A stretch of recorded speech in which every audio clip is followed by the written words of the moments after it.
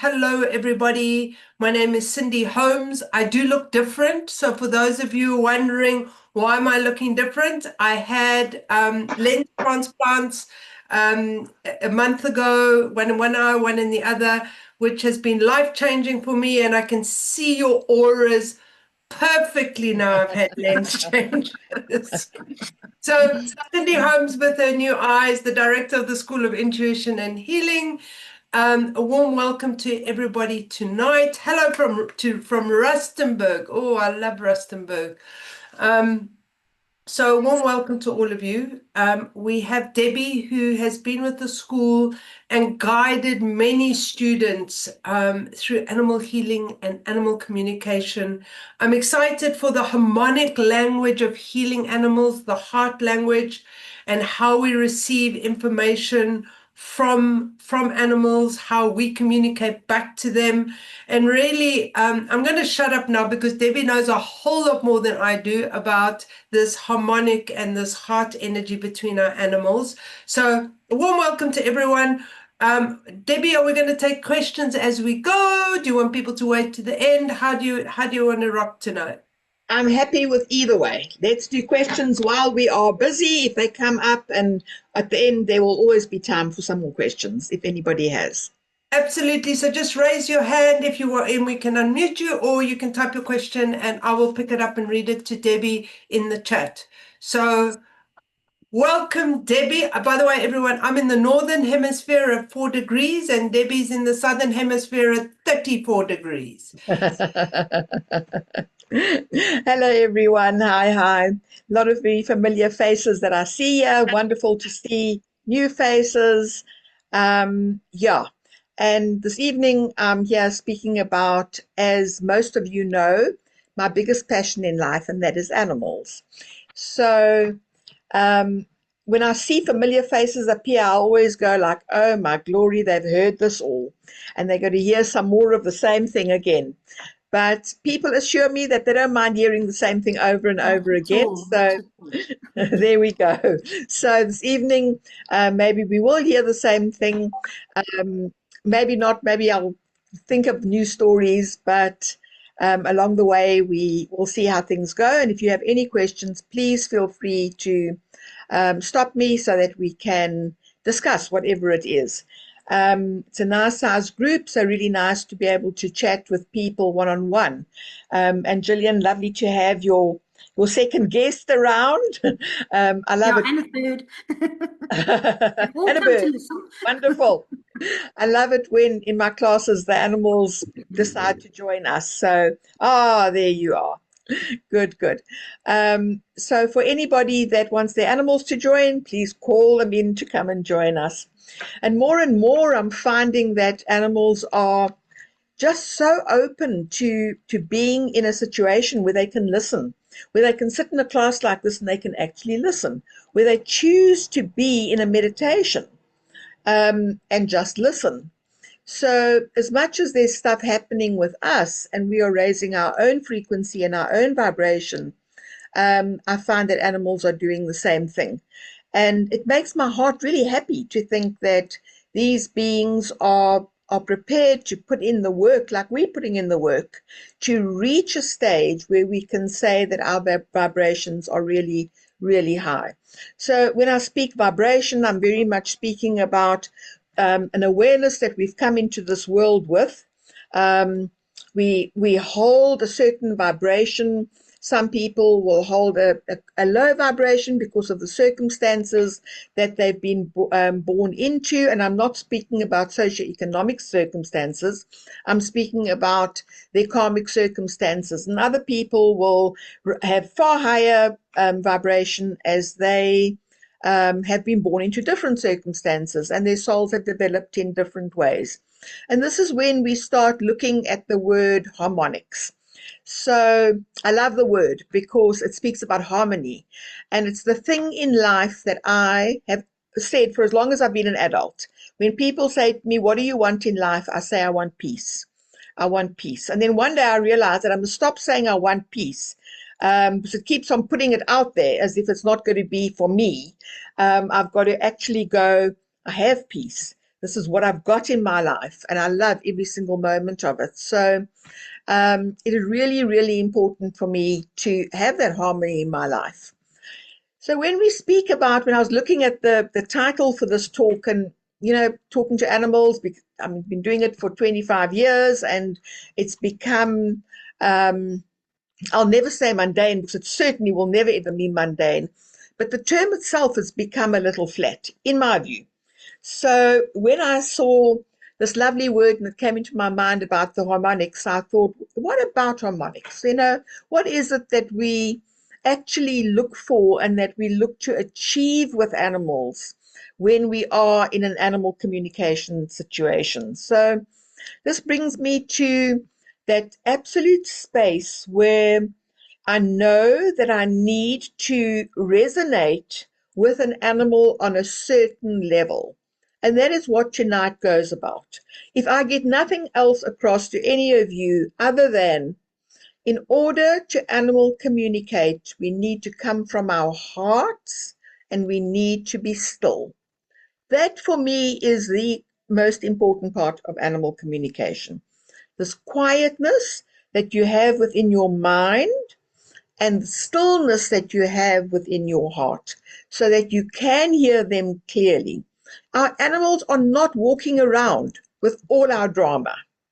They're just not doing it. So when we go into the space of drama and we've got all these things happening in our lives, and things happen and things are not nice, but they do happen, we actually need just to sit back and go, how best do I hear Snoopy when life is crazy? And how best do I get onto that frequency where I can connect with this animal as best as I possibly can do? So that is very, very much what we're going to be doing. We're going to be doing a short meditation to harmonize between our heart chakras and our pineal glands, actually, to be able to get into the space. And hopefully you'll be able to continue being in that space, maybe using the same meditation or whatever it is that works for you. I always say this at the beginning of my talks, and I always mean this at the beginning of my talks. There's nobody on this call that cannot animal communicate. We absolutely can all animal communicate. There are just a couple of criteria that become really, really important when we step into the world of animal communication and healing.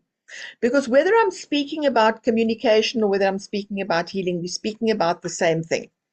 Communication between two humans is a healing experience. There is something that happens between us when we are able to speak what we feel, when we are able to express what goes on for us. So it's all healing in its own right. So first I was a healer person before I was a communicator person.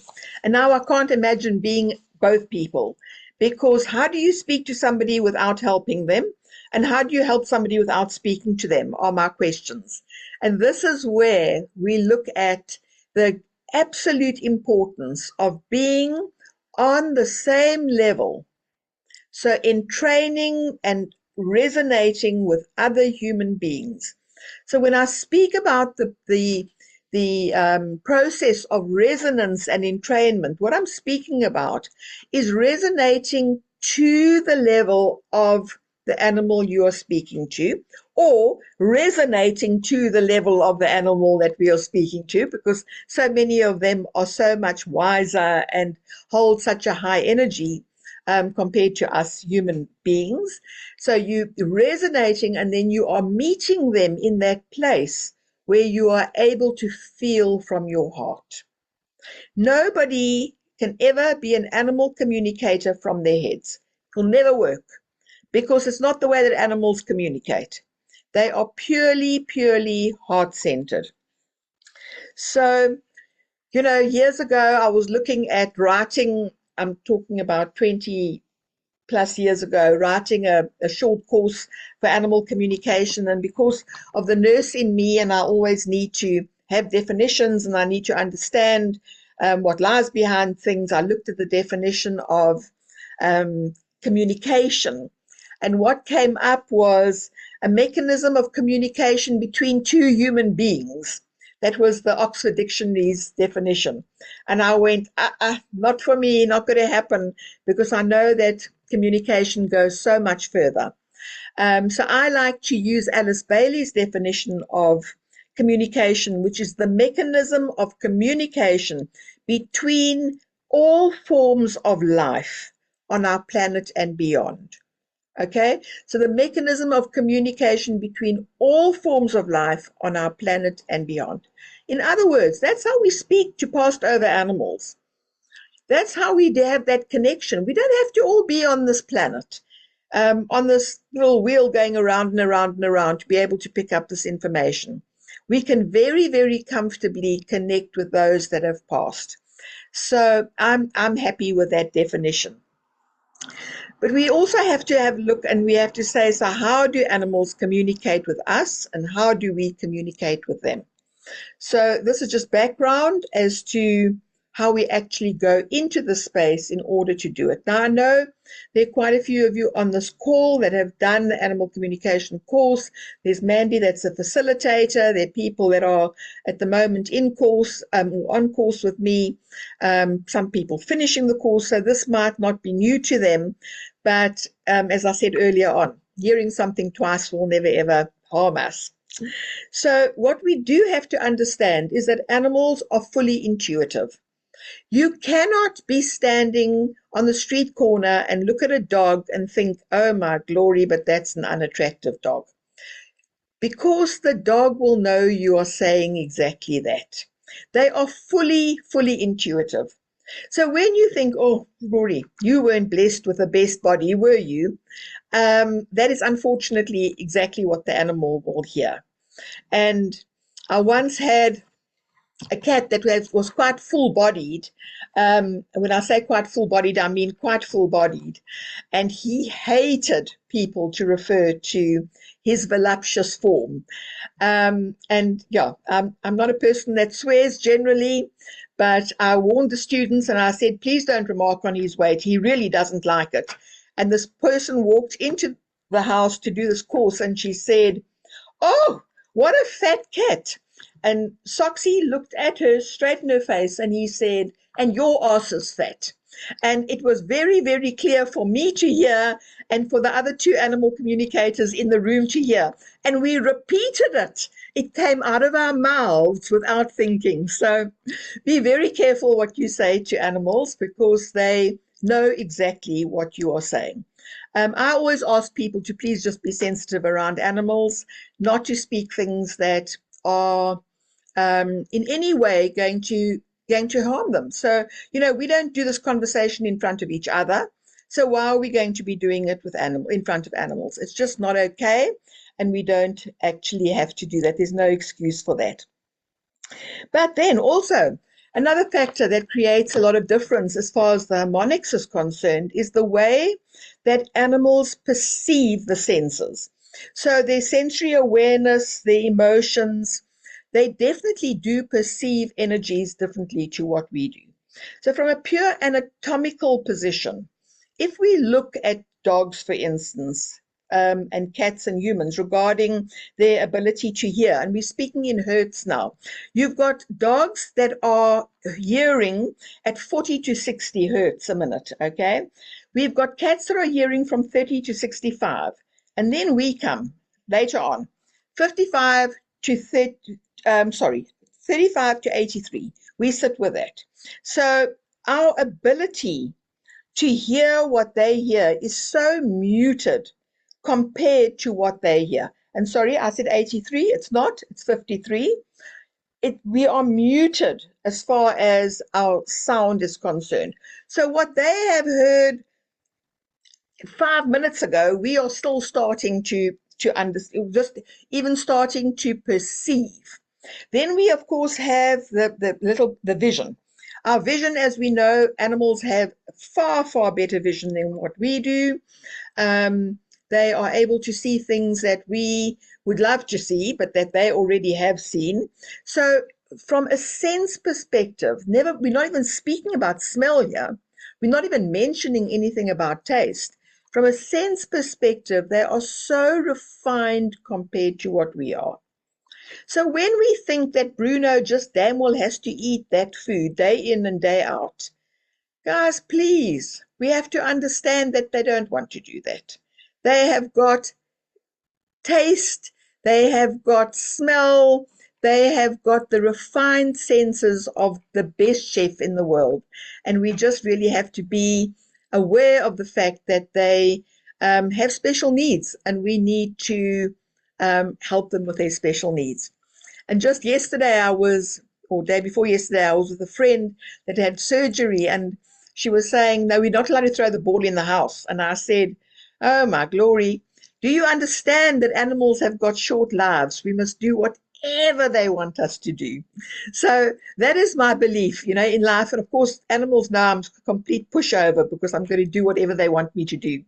But their lives are short, and the best we can do is to really and truly support them on whichever level we can. And then if we go a step further, when we look at our intuition, we look at how we tune into animals, which is part of this work this evening, or what we're covering this evening. I mentioned we are working heart to heart. You cannot do healing on an animal. You cannot communicate with an animal if you are not coming from the heart. Animal communication is not a mental process. It is an emotionally based process. So if you as a human being are not able to really, really connect on that level, and I speak about this with students all the time when I say, if you're frightened of a snake, don't stand there and try and pretend that you're not. The snake knows you're frightened of it. Say, I'm frightened of you, but I would really like to help you. How can we work together? How can we do this together? The animals will get it. They always get it. So we just have to literally speak from the heart. Now, also, as far as their senses are concerned, I saw this so clearly many, many years ago. I was asked to do a tracking on a cat that had gone missing in Johannesburg, and I did this tracking, and I kept on seeing the same picture. I would see the picture of corrugated steel, of a piece of corrugated iron. I would see pieces of wood, like builder's rubble type of wood. I would see detail, like pieces of cardboard underneath it, and say to the guardian, please, you need to ride up and down the roads. This cat's not far. Ride up and down the roads and look for what I'm telling you over here. And she rode and rode and rode and didn't see anything. And eventually I found myself in Johannesburg, and I found myself looking for the cat myself. And the first street that I rode down, I said, that's what I'm seeing. So we also have to understand that the importance of animal communication comes in how we describe things. How do we actually bring the information across? Because what is clear to me as being corrugated iron with a whole lot of pieces of wood and cardboard boxes was not clear to her. But we also have to understand that we're looking from the animal's perspective. So when an animal goes missing, you're not going to say to a dachshund, what does the roof look like of that building? Because the dachshund can't see the roof. You're not going to say to them, what do the buildings look like around you? You're going to say, what does the pavement look like? Okay, you're going to say to the cat, climb into a tree and see the highest thing. Tell me what you can see. And it's in those forms of communication that we are going to be able to help the animal, that we're going to be on the same level, harmonizing energetically on the same level with our reduced senses and their very expanded senses to get to a space that we can hopefully get the cat, the dog, the animal back home. So the next step in all of this is understanding body language. And animals are fascinating with their body language. I always ask in a reading, I say to people, please send me a 2-minute clip about your dog or your cat doing whatever it is that you don't want it to do. And I watch those little clips, and it is so interesting to see those animals and how they physically show you how they feel. So you see the slow blink, you see the lick, the general lick, you see the play bow, you see the zigzag walking, you see all these signs of yawning, for instance, that you can actually see in the animal before it does whatever it's actually, probably in this case, not being able, not wanting to do. It wants to do it, but its guardian doesn't want you to do it. So they will give you all the opportunity up front to show you that they're trying to, it's almost like, I want to use the word mitigate. They want to mitigate their bad behavior because the situation is leading them down that path. So please be aware of your animals. Be so aware. What are they doing? And with the body language of animals, we call them calming signals. We call them danger signals, but calming signals are lovely to work with.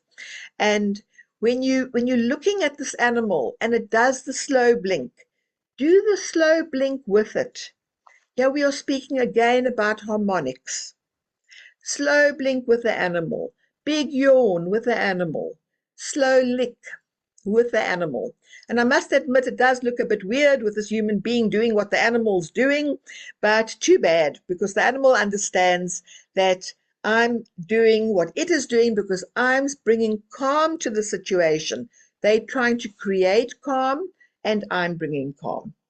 And then, unfortunately, when one sees warning signals like tail up, hair up, teeth bared, well, this is not the time to be showing them warning signals. This is the time to be getting the hell out of the room because they're going to express their emotions. So you just need to be aware of that. But the calming signals are just so wonderful to work with animals. And if you're aware of your own animals, a pet hate of mine is I live in a townhouse and I can see the street and I see people walking their dogs and I see walkers walking dogs and they're on their cell phones. And the dogs are not enjoying their walk because nobody is actually walking with them. They're doing other things. So please, one walks, no cell phones, just put them away. Walk with your dog. Hear what your dog has to say. Look at your cat. Feel what your cat is feeling. A short conversation with somebody that might be with you is okay, but you are missing out on so much, and they are so funny. They have got such an amazing sense of humor that you'll just be missing out on when you do want to do the cell phone thing, or you are speaking to a friend and you're not taking any notice of them when they are out on walks. So the calming signals become very important part of creating an equal footing with animals in order to help them with their healing. And then also, and I'm going to keep on saying this, running on about this, is that we need to be aware of the animal when it approaches us. What is this animal feeling like? And whether we're doing a remote communication or we're doing a one-on-one communication with animals, it makes no difference. Because as they approach us within the reading, or as they approach us within a real-life communication, there's so much information that we can get.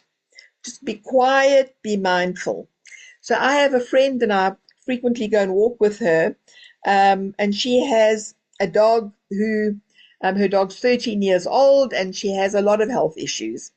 And whenever people say, she's a pit bull, so people are a little bit nervous of her. But whenever people say, oh, what a lovely dog you've got, then my friend says, oh, she's 13 years old and she's got this spinal problem and she's got this arthritis and that arthritis. And so the mom tells the story about the dog. And I can literally hear this dearest Nunu dog going, oh no, she's telling them again. And it happens again and again and again until I couldn't help it. I had to say, please will you stop doing that? Because what would happen after she told this terrible story about all these health problems and so worried about the dog is that the dog would start behaving pathetically. So she would like, as she walked along, maybe have a little bit of a limp. She really became quite pathetic. And since I've said to the mom, please don't do that anymore. It really and truly, it's not doing the dog any good. It's not doing anybody any good. Stop telling everybody. We don't do that. We don't meet somebody in the supermarket and say, did you know I have got this health problem and that health problem? Okay, so Cindy told us about her eyes. Yeah, she did. But you know what? She looks so much nicer with her eyes done. So she's allowed to tell us about her eyes. But there are people that will go deep into their most personal, we're not going to do that. We're not going to tell our personal stuff to people in the shopping center. So why are we doing that with our animals? We really do just need to be mindful in that regard. So how do we increase our awareness of animals? How do we increase our ability to communicate with animals? First thing, most important thing, is believe that you can actually do it. So have a full belief that you are able to communicate and that the animal will speak back to you. If you don't have the belief, it's not going to happen. Okay? The next thing is that we always speak in the positive. So our animals have great difficulty understanding us because we're inclined to speak in the negative. Speaking in the negative has never got anybody anywhere because they don't recognize the word not. So when you say to a dog, don't jump, the dog sees a picture of jump in your mind's eye. There we go, Cindy. I know this worked so well for your Zaki. The dog sees jump in your mind's eye, and then the dog continues jumping. And then when you're screaming and shouting to the dog not to jump, it's still getting the message of jump. So please, will you just really be aware of the fact that you're communicating in a form that is not helpful, that animals don't understand. This, you would say to them, 4 paws on the ground. Come, good boy, 4 paws on the ground. And they will get the message that 4 paws need to be on the ground. So that is just making sure that you show them the proper picture and that they are in all ways aware of what they must do and not what they mustn't do. Then I'd also like to speak a little bit about humans and animals, and as far as their illnesses are concerned, how we carry dis-ease on their behalf and how they can carry dis-ease on our behalf. So often people will say to me, can I communicate with Snoopy because Snoopy has started weeing in the house? Okay, and then I get the message loud and clear that there's something wrong with the mom, something with her health, or the dad, or whatever it is, and that there is attention that needs to be paid to that condition.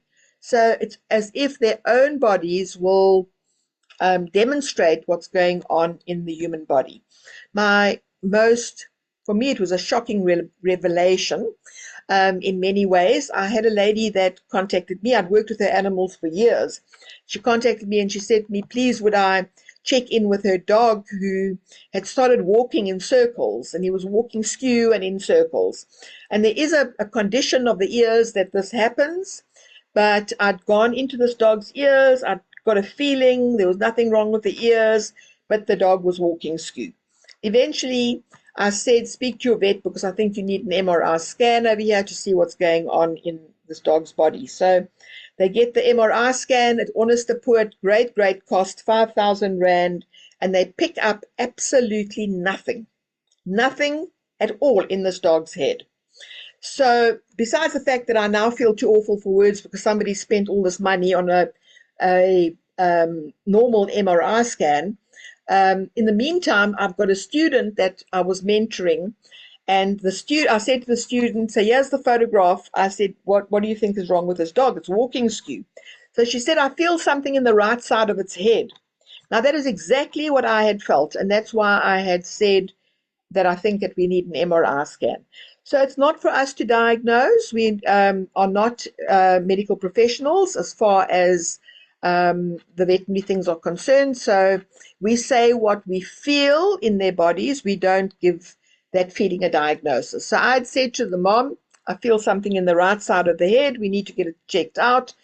My student feels the same thing. The MRI is done. absolutely nothing wrong in the MRI. 3 months to the day after that dog started walking skew, the mother was diagnosed with a tumor on the right-hand side of her head. 3 months, exactly. So that dog had been so busy saying, please, there's something not right here. He just didn't have the ability to put it in words. So people do say to me, so does my dog know what chemotherapy is? No, your dog doesn't know what chemotherapy is. But your dog does know that there's treatment that's available that can be very harsh on your body that could help you with cancer. That is the conversation that you'd be having with them. It is said that the average dog has the intelligence of an 8-year-old child. So just remembering that when we're speaking to dogs, we're speaking to an approximate 8-year-old child. They've never been able to ascertain a cat. Cats are just such weird creatures that they won't ever allow humans in to actually find out anything about their intelligence. So let's not go there. But do be aware that our animals carry our disease processes for us and that they can try really hard to bring the message across. I also find that being able to work with them, to be able to support them, both intuitively and physically when there's been drama. I, in the last week, had a family, 5 dogs were in a car and they were involved in a dreadful accident with a grader on the road. Fortunately, nobody badly hurt, but traumatized. So, we as human beings are traumatized when we are involved in a motor vehicle accident. They had to write the car off. I mean, there was hardly anything left of the car. So we traumatized. Please understand our animals are traumatized too. When things go wrong, the animals are traumatized and they also need counseling in the same way as what we as humans do. And then at the same time, also when people die. So last Sunday, I had a long-term client. Her husband died. He had a heart attack and he died very suddenly. And the one cat is totally, totally bereft. The other one is actually quite fine and I'm getting on with life and it's all okay. But the other one is bereft. This is where we need to be able to go into their space, into their level of communication, and speak to them from our heart. They understand what we are saying. They completely, completely get it. And then people say to me, so how do we do this? Okay. How do we safely use our intuition? And how do we make sure that we are respectful towards animals? And the respect is a very important thing. We always need to have permission when we speak to animals. You don't just force the animal to communicate. You say, I'd like to find out about so and so and so. Are you happy to chat with me about it? And then the more you get to know the animal, the better it becomes, or the easier it becomes, because they go like, oh, hello. I mean, they call me the talking lady. So they say, okay, hello, you the talking lady.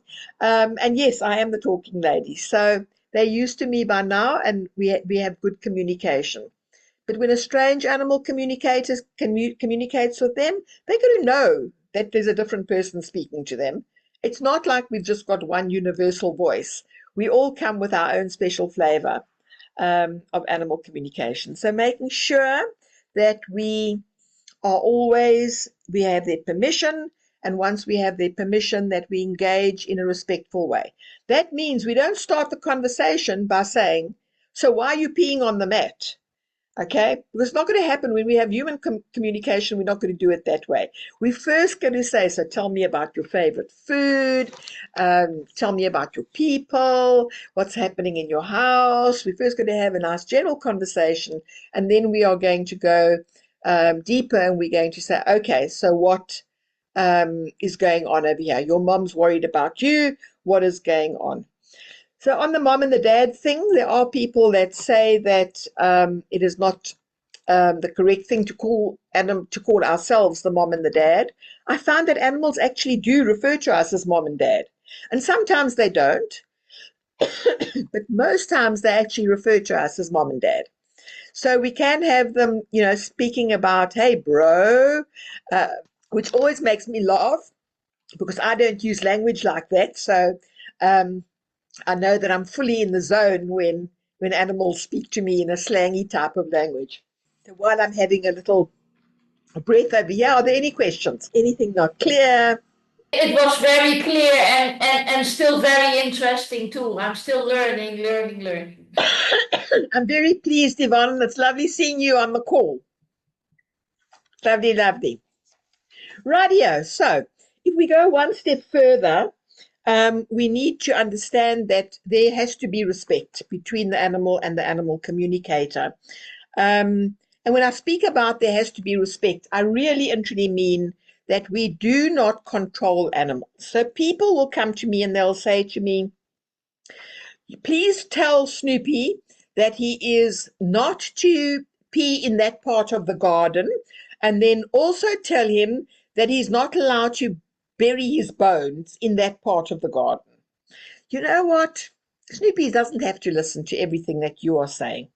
And if we want them to listen, we need to provide alternatives. So we need to be very, very clear that there is a suitable alternative that they can follow. So we tell them where in the garden that they can put their bones. We tell them where it is okay for them to do their wees and poos. And we make sure that it's not relegated to the very, very back of the garden. It's not what they want. So having that level of respect at all times is very, very necessary. So I normally say to them, I'd like you to go and do a wee and a poo at that place where the special flowers are. And then you can explain to them what these flowers look like. So you're giving them a point of reference, because from my mind, it is that much easier for me to be able to say at the purple bush. Okay, because I can visualize the purple bush. Whereas it's very difficult for me to visualize what the earth looks like in a specific place. Also, where they bury their bones and they bury their toys, I say, oh, I'm going to go and bury a lot of stuff for you and you can find the stuff. Make it make it a game, make it fun. Animals are so full of joy. And I spoke about it earlier on. We're missing out on the joy when we start speaking to them in a heavy, almost like a responsibly laden type of conversation. They really, really don't want this. And the only time that we do that, is that we become a bit heavy with our conversation, is when their lives are at risk. So many of you have heard this over and over again, but I can't emphasize it enough that when we are communicating with animals and their lives are at risk, that we really need to get a message across to them as clearly as possible. So in order to do that, you have to be very graphic. So for me, I've got cats. I mean, my cats are told on a daily basis, you stay on this side of the green grass. You're safe on this side of the green grass. Excuse me. If you go, and I call the road the Black Death, I have a very busy road in front of me. If you go onto the Black Death, a car will come and ride over you. Will squelch your bones. And yeah, you've got to be so, so graphic so that the animal actually gets the repercussion of what will happen if they found on the road and a car knocks them. Your blood will squelch out. We won't be able to help you. We'll just have to kill you. As bad as all of that, you're going to be very, very clear on what happens. And then you finish with a positive message. You are safe if you stay on the green grass. Okay, so the bread is the positive, the filling is the negative, and it's not going to help to say you'll get hurt in the road. They don't get it.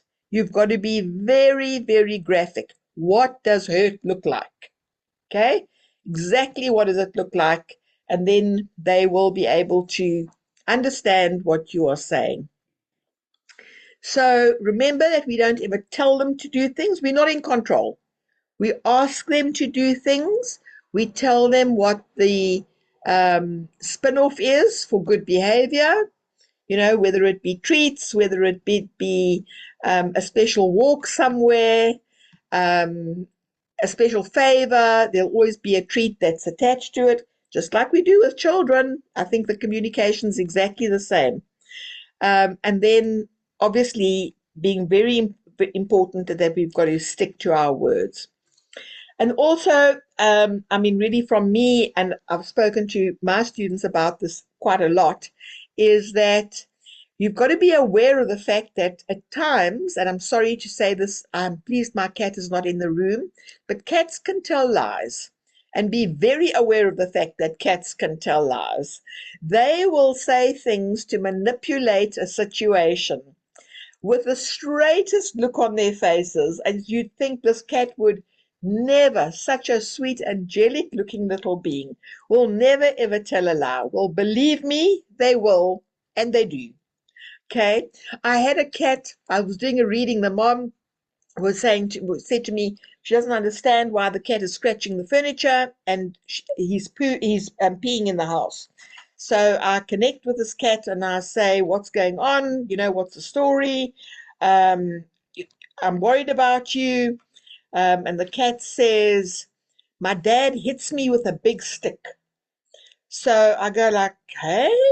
And I'm looking at this cat and I'm thinking, energetically, you don't look like you've ever been hit with anything, let alone a big stick. Energetically, you are sound, your chakras are fine, you're looking nice and healthy. So I say, excuse me, I say, explain to me what hitting with a big stick is about. No, he just comes into the room and he hits me with this big stick. So I message the guardian and I say to her, so tell me about the relationship between your husband and the cat. So she says to me, oh, this is not a good relationship. She says she'd recently got married and her husband had moved into the house. And this cat did not like this man to be in the house. So he tried his very, very best to get the husband into trouble. It didn't work because the husband wasn't beating him with a big stick, but we did have to do a lot of fancy footwork around that cat to get him to accept the husband. So they will tell lies, and we just have to be aware of the fact that they do tell lies. So from my perspective, the work that I mostly do, and this comes back to the whole subject of harmonics, is how do we work with animals in order to get guardians and animals to speak the same language. And it's a big thing in my life because I live in a community where there's a lot of animal abuse, and I see it. I see hungry animals. I see animals being tied up on poles because their guardian is too drunk, lying on the pavement, too drunk to even get up and walk, you know, to walk this dog or to take it to a place of safety. And it's how do we communicate with these animals? And I don't want to make this talk a heavy talk by any manner of means, because that's not what it's meant to be. But how do we communicate? So please, for all of you, just know that a normal conversation with an animal is something that is understood. But a conversation, when it comes from your heart to their hearts, is not going to only be understood, but it's going to be absorbed, and it's going to be held in their consciousness in a complete different way. So you're not speaking at them, you're speaking to them, you're speaking with them. And it really, really does make a huge difference. Are there any questions before we do a little meditation?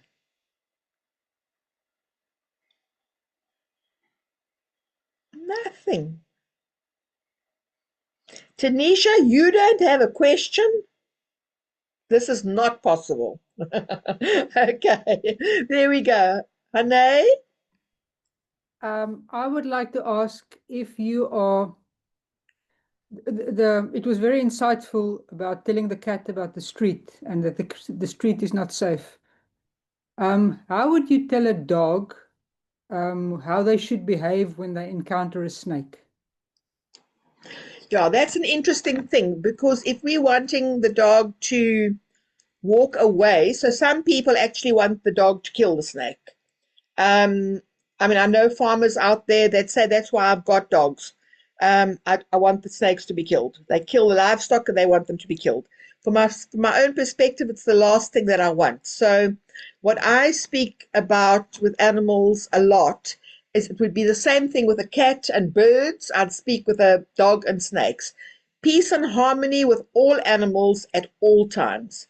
You walk away. When you see a snake, you walk away. We have peace and harmony with snakes.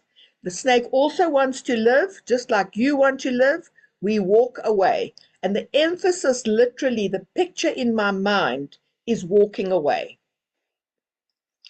And it was quite interesting because I once had a snake outside my dining room door, and my cat sat and looked at the snake, and there was no reaction whatsoever, because all that I could say is peace and harmony with all animals. And I kept on going, peace and harmony with all animals, because I couldn't get to him, and I didn't want him to attack the snake. And yeah, that would be my way, is that I would impress upon them that I actually want peace and harmony. Okay, does it help? Yeah, thank you. Thank you. Okay. All right, I see some questions coming up. So maybe we can make ourselves comfortable for our meditation. It's quite a short meditation. I just need to, some of you have already done this meditation. It very much is to bring the heart and the brain into alignment. Just want to explain that if we're going to work on the pituitary gland. So if you went like this with your finger in the middle of your head and like that at the back of your head, where the fingers would meet would be where the pituitary gland is. So it's sort of like situated right in the middle of your head. And then we're also going to speak about the high heart. Okay, so it's the thymus gland. Let me just go there. It's right up here, right? Between the collarbones, on the breastbone, like that.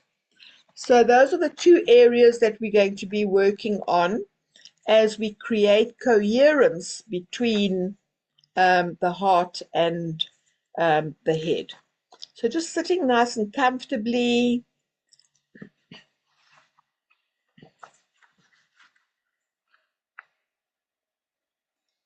Taking a deep breath just in and out to bring you into the moment.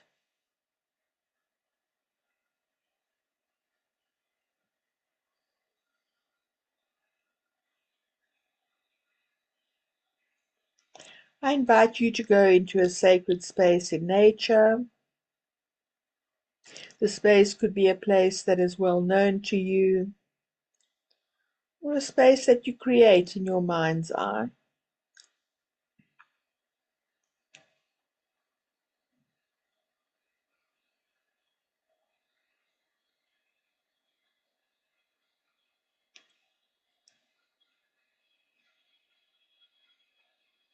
Have a look around this space. It's so beautiful.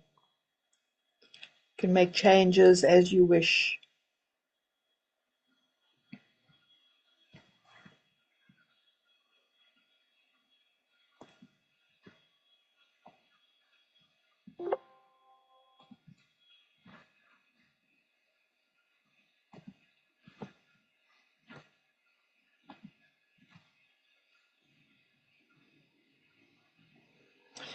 I'd like you to feel your feet on the ground.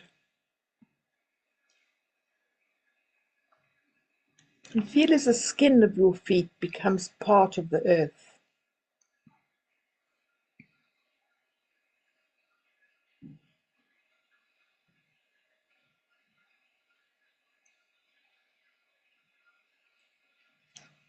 Being aware of roots growing down into the earth. Down, down, down, deep into Mother Earth. Bringing that energy up through those roots and back into your body.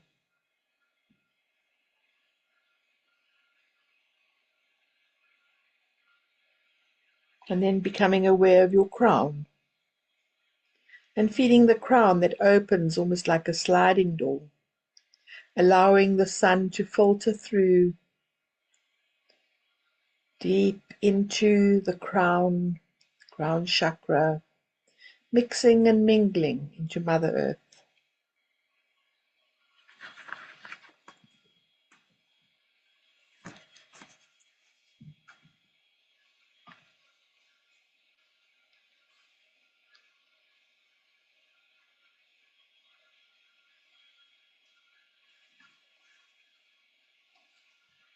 And now within your sacred space, there is a body of water.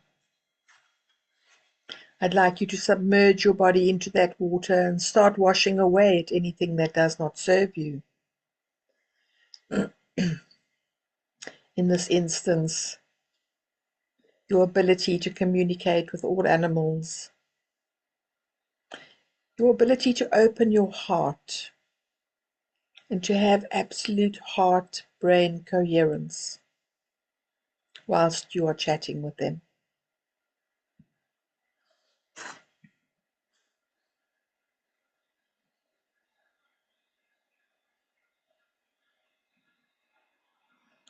And once you have done that, you step up and you notice in front of you a huge silver bubble. The silver bubble is big enough for you to climb inside. Big, big, big silver bubble. You climb inside and you feel the protection across all sides of your body. Silver being deflective in nature, deflecting anything that does not serve you. Under your feet, above your head, front and back.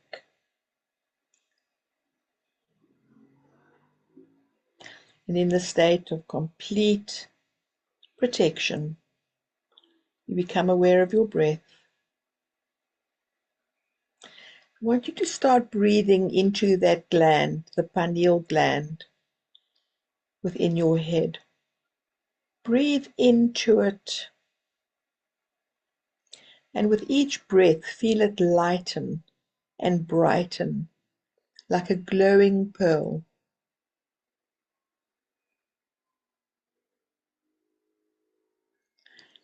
As it glistens, feel any crustiness that might be around it just coming off. And all that is revealed is the shining, glowing pearl of the pineal gland.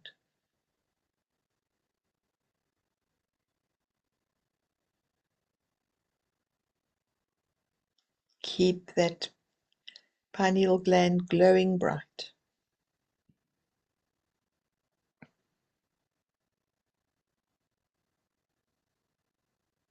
Glistening, glowing.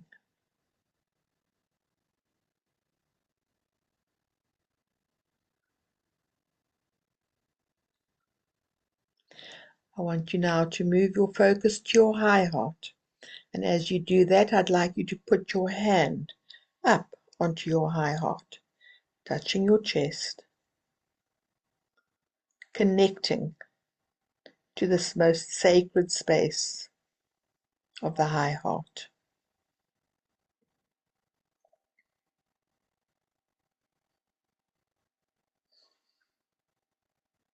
Breathe into the heart. With each breath, you become aware of a glowing flame.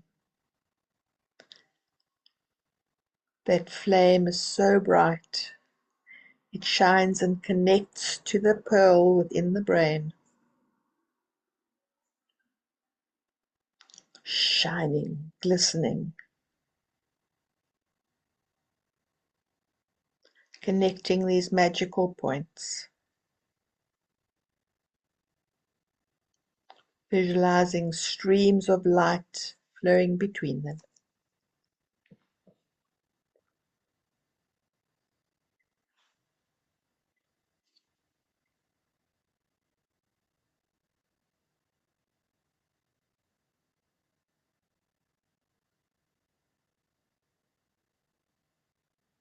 Here you have created heart-brain coherence. Feel it. Allow it to be your truth. Allow it to mix and mingle into every aspect of your being. Just hold that space for a moment.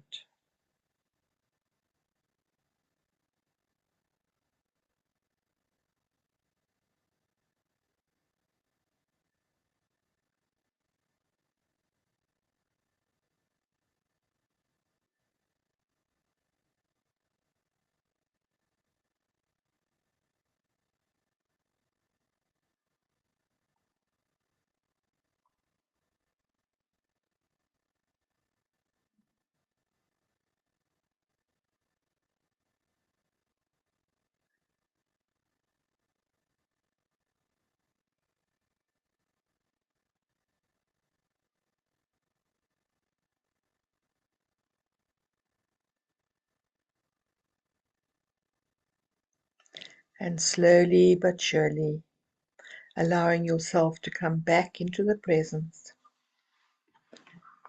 into the here and now.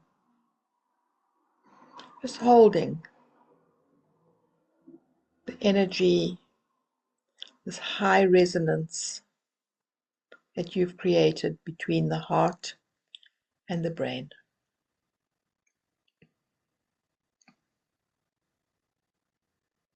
And opening your eyes when you're ready. It was beautiful, Debbie. Wow. Beautiful energy in the room. It does change the energy completely, doesn't it, Cindy? Just beautiful. Really, really lovely. Yes. Debbie, there are a couple of questions in the chat. When you feel ready, I can read them to you. I'm feeling ready. I just want to mention one more thing, and that is about the healing of animals. So I did mention earlier on how healing and communication stand side by side, but I have of late had a couple of animals that I've done work with that have responded so incredibly well to healing that I've been completely blown away. And I mean, one of the people are on this call. It was her brother's dog that responded so very well with the healing. But the thing that I got out of it, more than my joy and my absolute, I mean, I was elated that this dog had healed so well, was how people become aware of and how news travels when you've had a success like that, when you've had a breakthrough like that. And I think so much of what goes on for me in life, why I'm sitting over here speaking to you all, is just to spread the word and to say that we can help our animals with energy healing. We can help our animals with animal communication. We just have to really be prepared to do the work and to understand that we can. When we connect the brain and the heart, we can actually do it. So please, everyone, I hope that all of you feel, those of you that think you can't do it, now feel that you can. And yeah, Cindy, to questions. Let's have a look at those. So Charlene asked, and it's a really good question because I actually saw a dog while I was walking this morning. What do you tell a dog that is being abused, especially if you can't help? So my communication with that dog would be to explain how the human knows no better. And it would literally be your human, and I don't mince words. Your human is mentally retarded and does not know what you need. And I thank them, and I really, really thank them from the bottom of my heart for putting up with and being so loyal towards that person, whether they're treating them badly or not. And it always comes with, you are an amazing dog. You just are amazing. And that in itself, I find really and truly helps them to feel their worth, and to be aware of the fact that the human really knows no better, because most people don't. No, thank you, Debbie. If I see that dog tomorrow, I'm definitely going to say that. That's wonderful. So his name is, I think it's a rescue. His name is Lobo. He's obsessed with catching his own tail and spins, mostly when I am around other people. When we are alone, he doesn't do this. How do I tell him to stop? In a positive way. Okay. I added in the positive way. So the thing with tail chasing is that it sometimes is a neurological condition. And if it is a neurological condition, there's not much you can do about it other than medicate them. So that's the first thing to make sure that you are doing when you are working with, or when you are, if you have an animal like that. And thereafter, if you're sure that things are neurologically fine with this animal, that you then replace the behavior. So the animals are great at actually being bribed. I didn't want to use that word, but the word is the right word to use, to bribe the dog to do something else. So you change the behavior pattern. So you say, come boy, come sit quietly, come sit here next to me. Here's a nice chewy treat. And then as soon as you notice that they're going into the pattern, you don't do it once they are in the pattern, because then you are rewarding that negative behavior. So you got to do it before they do it. So as you see the animals wanting to do this, you say, come, look at your treat over here. And slowly but surely, their brains will start acknowledging that the treat holds better value than the neurotic, self-soothing behavior, because it is self-soothing to them to run and catch their tails. And it is a sign of a dog that is quite stressed generally. That seems to, I call them dogs that trigger stack. So when there's one person, they can deal with the quiet environment, but the minute that there are 2, 3, 4 people, it becomes too stimulated, become overstimulated, and then they go into that behavior pattern. And then, of course, there are lovely tools that one can use. You can check their chakras, make sure that their chakras are all balanced. And if their chakras are not balanced, you can make sure that you do balance them daily to try and get some calm over there. And then there's some healing methods like body wraps that really do work very, very well, that can calm animals down. So there's a lot that one can do to help them. Thank you, Debbie. I am new to animal communication. I have a feeling horses at the stables talk to me, some dogs too, but not my own horse nor my dog. Is it a common thing? Shouldn't it be the other way around, as I should be connected to my own animals the most? So I hear humans saying this to me. They say to me, my children speak to strange people more than what they speak to me. I think animals are exactly the same. It's boring speaking to mom and dad, so they're very happy to respond to other beings.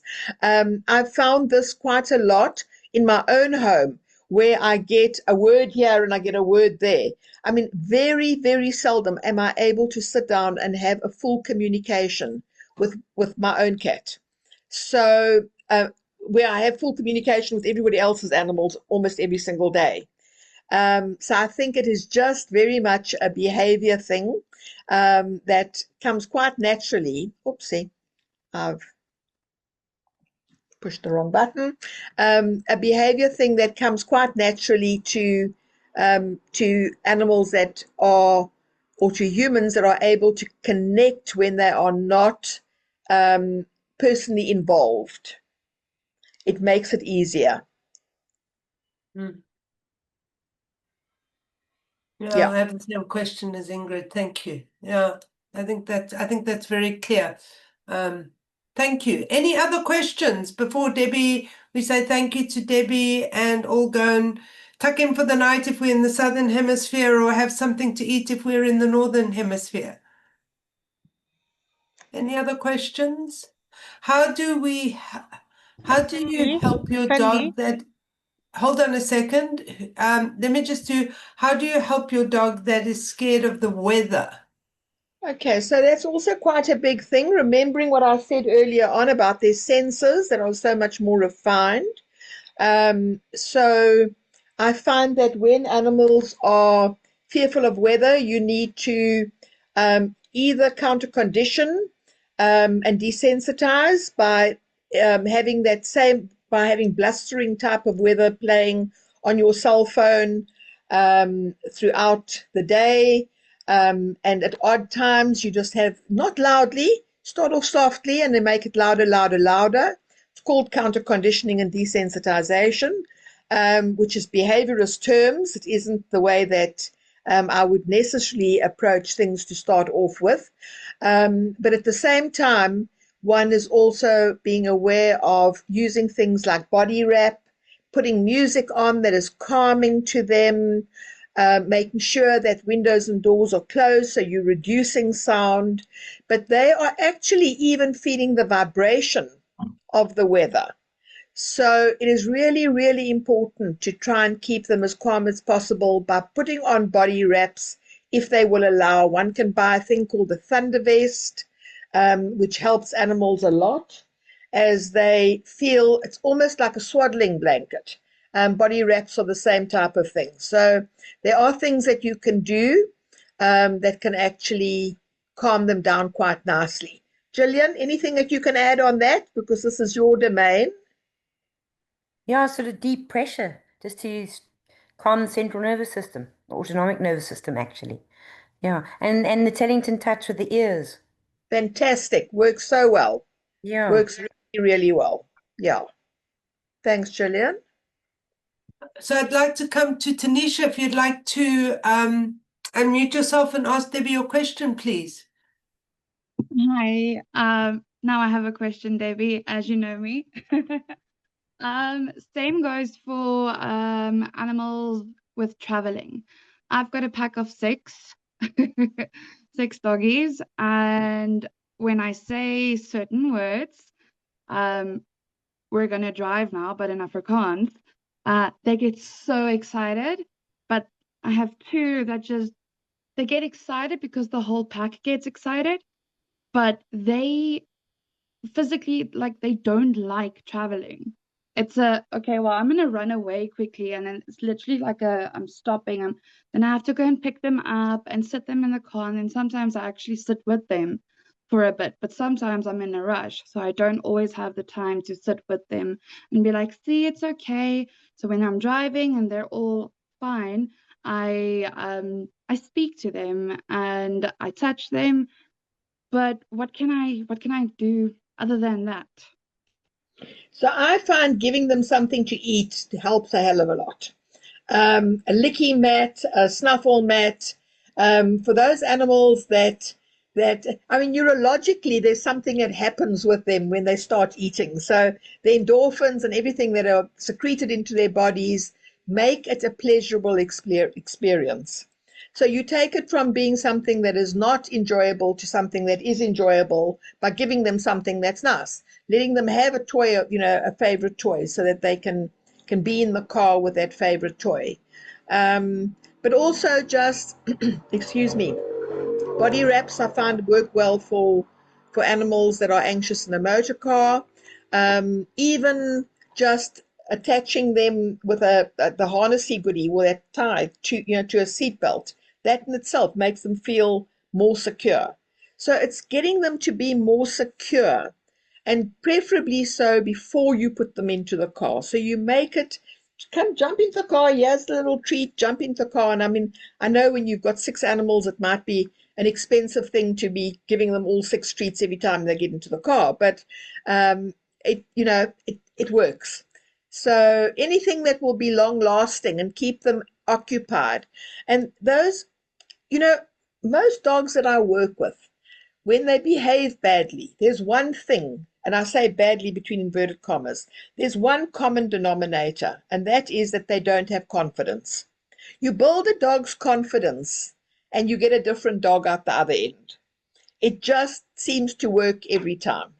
And the most neurotic dogs will improve. I mean, they're not going to ever become laid back and relaxed, but they are going to improve a lot. So whatever you can do to build confidence, please do. Thank you, Debbie. I have another interesting question. I'm going to summarize it. Is somebody asks, when they have 2 dogs and they leave it, they're older dogs, and they leave it with someone for a few days who has younger dogs, and the person is worried that it's actually, Annalisa is worried that the dogs don't know she'll be back, and and that they will stress and feel abandoned. How can I let them understand that I will always come back home to them? So, Annalisa, excuse me, thank you for that question, because something that I didn't mention. Animals know time, and animals know dark nights. So when you are going to be away, if you're away for a weekend, you're away for 3 dark nights, you say to them, I'm going away for 3 dark nights. I'm going to be safe. You safe, you staying with so-and-so, and I'm coming to collect you after the 3 dark nights. They absolutely will get it. So we mustn't use terms like 3 sleeps, because they sleep in the day and then they can't understand why you're not there because they've already had a sleep and now you're not there. So we speak about dark nights, and if it's going to be for a very long period of time, I speak to them about moon cycles. So I say there's going to be 3 moon cycles, because they're also aware of that. And if it's hours, you can say to them 4 hours. Before the sun goes down, I'm going to be back. I'm going to come and pick you up. They will get it. Thank you, Debbie. And then somebody, how does cats do with cats' nights? Is it the same with cats? Cats and dogs got the same nights. Same. Yeah. Okay. Hane? I want to know, please, if I want to say something to both my cats or both my dogs, is it always an individual conversation, or can I tell both my cats at the same time, this property is safe, you must stay within these walls? No, absolutely, you can speak to them together. You can speak to them together. There's absolutely no need to speak to them one-on-one, unless the only one has a bad behavior pattern. Then obviously we're not going to be speaking to them both. But no, they're fine to listen in a group. In fact, they often, when I'm doing a reading and there's more than one animal in the family, the other animal often chips in to give its 10 cents worth. So yeah, just know that they will do that too. And confuse the hell out of you. And confuse the hell out of you. Absolutely. Yeah. Absolutely, yes. We have one more. 3 cats passed. My 3 cats passed away. I have 1 cat now alone. She howls morning and evenings. What can I do? It's a good question. So, yeah, very good question. I would actually find out from her why she's howling. So what is the reason? She could be howling because she is a senior cat and she has cognitive dysfunction, which often happens. They become a little bit senile, and those times are worse for them. But I would ask what is going on with them emotionally, and whatever's going on with them emotionally, I would try and look at that. In South Africa, we're very fortunate. We can recommend homeopathic remedies, and there's one specific remedy that is amazing for grief and for pining. But you could find a homeopathic vet if you're not in South Africa, and let them prescribe something non-chemical for grief and pining, because it can be very, very difficult for them to get over the death of one of their friends. And, it can be as easy as, oh, well, goodbye, I didn't like you in the first place, could be the response. And the next one will just go, my world has ended, my best friend has died. So I would say find out, what's sitting behind the howling. Thank you. It happens morning and evenings, I would be very inclined. More of a very quiet kind of feral cat, and now she's vocal. I would be very inclined to try rescue remedy for 3 days, and otherwise let somebody have a look and see what the emotion is that is creating it, and is the emotion that's creating it. Yeah. You are correct. She is very old. Thank you. Okay. And there's a lot of stuff that you can give for aging animals, aging cats, medication to help them along. Even a change of diet. It's quite amazing what's out there to help them. Thank you. Thank you. Okay. Debbie, another good question. How can I tell my cat to be nice to my dog in his end of life? She has always wound him up and scratches him as she's fertile, I think feral, and there has always been a power struggle between them. Yeah, so that's an interesting question, because I find that animals can become quite nasty towards the end of their lives, and not their lives, but towards the end of their fellow animals' lives. I've seen this in my own house, where my cats have become really ill and the other cats have actually turned on them. And I think that that is such an instinctual thing that happens out in the wild. And it's something that is quite difficult to get out of them. But I do the peace and harmony thing. I tell them how amazing they are every single day, that they have behaved, that they have done what they need to do. I will also sandwich and tell them that one day they'll be sick like that. And then would they like that type of treatment? So I'd bring that across quite clearly. And then always on the bread side is peace and harmony, be nice, and remember that this could be you in that situation. They have the sense to understand that. So yeah, want to use it. Okay, Debbie, I think this is the last question for tonight. Can you ask a dog if they want to be bred and have puppies, or would prefer not to? If she's a younger dog, will she understand the process if she has not yet experienced it? Yeah, so most animals have some idea of procreation, and they will address it as I had a cat that was flown from, I think it was from Norway at great expense, and the cat arrived here and he was meant to be used for strengthening the gene pool, was what the guardian said. And this damn cat wouldn't do a single thing to strengthen the gene pool. He was not participating in the gene pool thing. And when I spoke to him, he just said, this is not what I want out of life. But he didn't not want to participate in the gene pool. He didn't want to be locked up as a tomcat to participate in the gene pool. So that was the part of it. So he was saying, if I can be a free cat and participate in the gene pool, that will be fine. But people that have spent 40, 50,000 Rand on a cat don't want to do that. And the last I heard, he still hadn't participated in the gene pool. So with female cats, I'm more inclined to find that once they've been sterilized, that they are very sad that they haven't had babies. And it's a great sadness within them. Now, I am hugely pro-sterilization of animals because there's quite enough animals on this earth, and I think it's the right thing to do.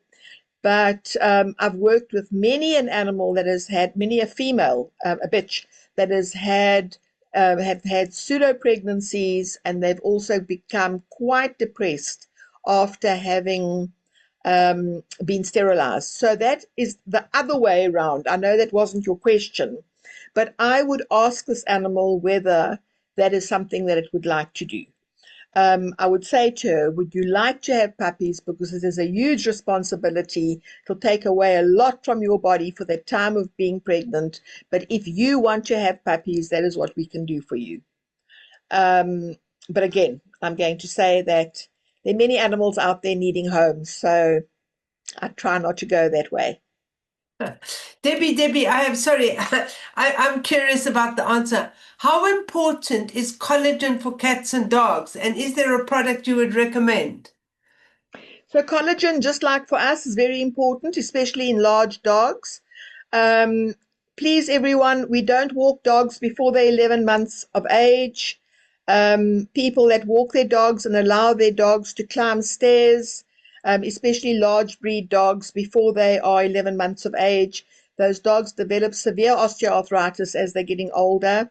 And in those dogs, especially when they come from a shelter type background, collagen is very important for them. I personally find that I can give it in the form of gelatine, normal kitchen gelatine.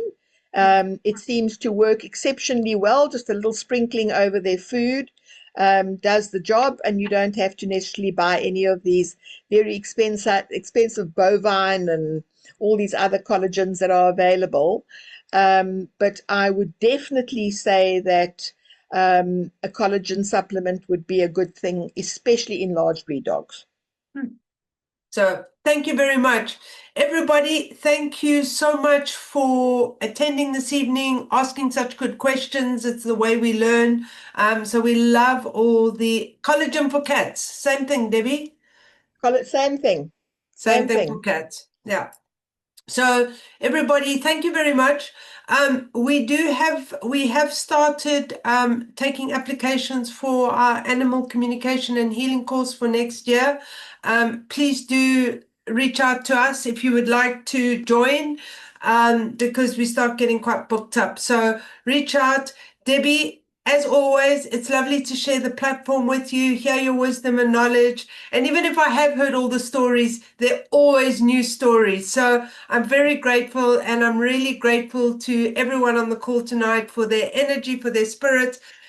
Enjoy communicating with your dogs, cats, rats, mice, birds.